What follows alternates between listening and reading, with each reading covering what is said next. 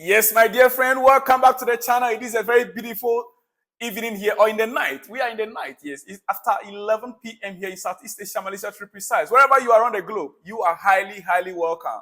I'm right here because I need to deliver to you.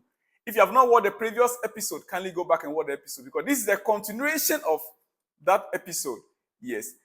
My dear friend, like the video, share the video, subscribe to the channel. If you like what I'm doing here, support us by liking the video and sharing the video. And let me hear from you in the comment section as well, dear friend. Well, here we go. We start right now. On the transfer market, Chelsea will be busy in the summer. That is for sure. That is for sure. According to Fabrizio Romano, Chelsea will be busy in the summer. We'll be making some transfers deals in the summer. But before I continue the transfer market, our owner has been speaking. Todd Boehly spoke at length with Forbes. And he said many things that many would have expected him to rather go to the town hall meeting that was held yesterday by the supporters, trust. Many would have expected him to go there rather and speak to the fans, to speak to the supporters. But he chose to speak to Forbes instead. And this is few things that he said. Or one thing that he's made very clear there, Todd Boehly on Chelsea project. He said, we just need to let the process develop and give them the time to go from being unbelievable individual players with great skills to fold into a team. Do you see it? What did you understand by that? We are here struggling. We are thinking, these owners are looking at the club. Maybe by now, what is happening, we are thinking, they'll be rethinking of how to get experience to blend with the young talents. Listen to what he said. Let me read for you again. He said, we just need to let the process develop. They are not in haste. The board, the owners, they are not in hurry. If you ever think that they are panicking, no. There is no panic button anywhere. And that is why I want to put it to you. If you are ever dreaming that these owners are going to be sacking Pochettino, it's a lie. It's only at the end of the season they will evaluate the performance.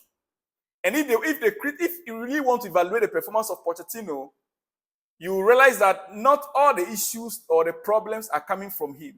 So for me, he will get a pass mark into next season. Yeah, he will. In fact, even if we do not qualify for Europe, I believe Poch can still get a pass mark unless something else. Unless agitation from the players like we had last week. Otherwise, he will still get the pass mark. He's saying that we need to let the process develop and give them the time to go from being unbelievable individual players with great skills to unfold into a team. This is coming from no other person than Todd Boehly. So that tells you their mindset, what's going through their head right now. They are not in a hurry like you and I. They are not in a hurry. Dear friend, that is how it is. And that is not all. You see, I want you to note something here. Chelsea, as it stands right now, these owners, they are business people. And so whenever they invest money, they expect to reap the result. That is why they kept buying young talents.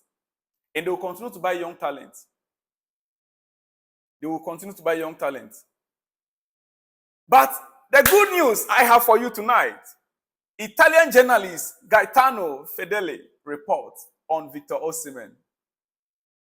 Yes. He said there is a clause in the renewal contract signed by Victor Osimehn. The Nigerian has already agreed with another club and will leave in the summer. I am convinced that the Nigerian goes to England. Trust me, he knows where to go. Are we getting the news finally that we want to hear? He says that he is convinced that the Nigerian goes to England. And which club is in England that is pursuing Victor Osimehn right now? It's Chelsea. And the player knows where he is going. Dear friend, for me, the deal is not yet done. Don't be too excited. But like I keep telling you, from November, December, I've been saying it that with a little push, the player could be in Chelsea. I think the last time I reported on this also, I made it very clear. It came up that the player was weighing the options because of, European football. The player really wants to play in Europe next season. And I asked the question, why wouldn't you rather come in and help the club to qualify for Europe? Why do you want the club to qualify for Europe before you come in? Sign the deal, come in and help the club. And I will expect Victor Osimehn, if you really want to be a Chelsea player, if you really want to wear the badge, then you shouldn't look at European football. Like it's been said, this is an Italian journalist, said the clause is already activated. The clause, it's already known by the player and the club in England. He just didn't want to mention the club's name. He knows the club. This journalist knows the club. Dear friend, so that is a great news for you tonight. All right? Okay. Todd Boehly on Chelsea project once again.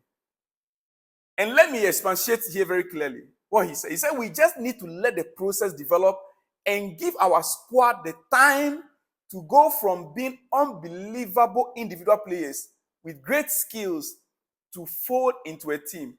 We just have to continue to stay the course. We just have to continue to stay the course. I didn't expatiate on that earlier on. He said we just have to continue to stay the course. You see there? Which course? The course that they are on. Todd Boehly. Dear friend, right now, so you can see this picture on your screen. The current situation that Chelsea finds itself in, who do you blame? The coach, the owners, the players, or the injury? You have four different pictures right there. Is it the coach?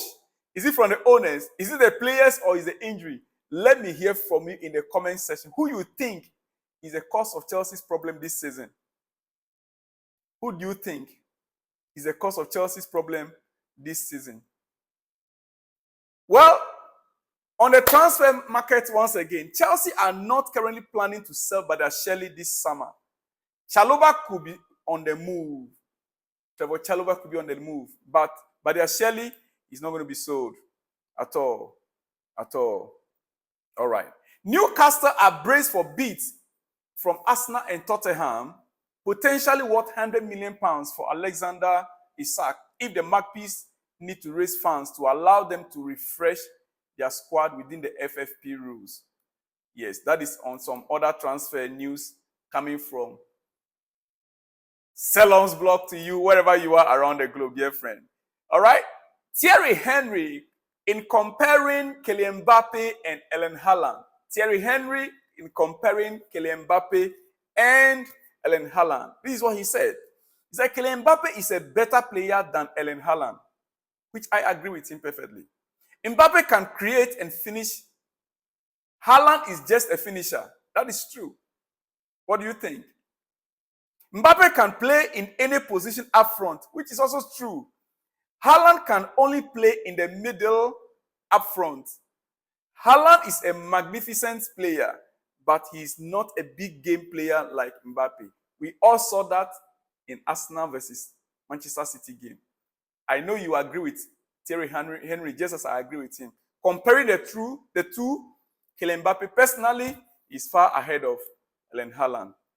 Far ahead of Erling Haaland. Dear friend, Chris Sutton predicts Chelsea versus Manchester United game on Thursday. Chelsea-Manchester is on Thursday. I hope you can remember very well. And this is what he has to say before I let you go, dear friend.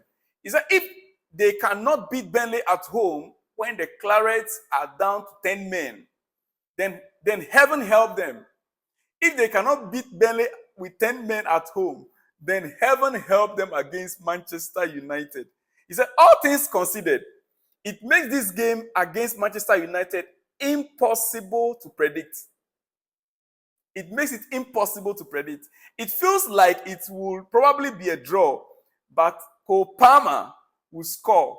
So, I am going to go with him to get the decider. It looks like Cole Palmer is now the goal scorer in every match for Chelsea. So he's saying that because Cole Palmer will score, he will go for the decider from Cole Palmer, meaning Chelsea might just carry the day through Cole Palmer's goal. Dear friend, finally, before I let you go, Marco Silva addresses Armando Broja's long-term future as Fulham boss reveals failed transfer pursuit. Amando Broja is a Chelsea player. We loan him to Fulham, expecting that they'll make use of him, that he will begin to perform and grow confidence. But as it stands right now, Fulham is to pay £4 million to Chelsea for failure to use him. And this is what the manager has to say regarding the situation. Marco Silva on Broja, he said it's been difficult for him and it's been difficult for me as well as the coach. I was the main one responsible for him being at this football club. I pushed really hard for him to be here. I have to say that last summer, I tried to sign him when we sold Mitrovic. He's a player I really appreciate. He has all the abilities to play at the highest level. It's been tougher for Amando with all his ambition to play. When you go for a loan in the last days of the market, you expect the player to come and have an impact. But when you have a striker scoring goals the way Muniz, you know Muniz? Yeah, the striker for Fulham right now, who is scoring goals.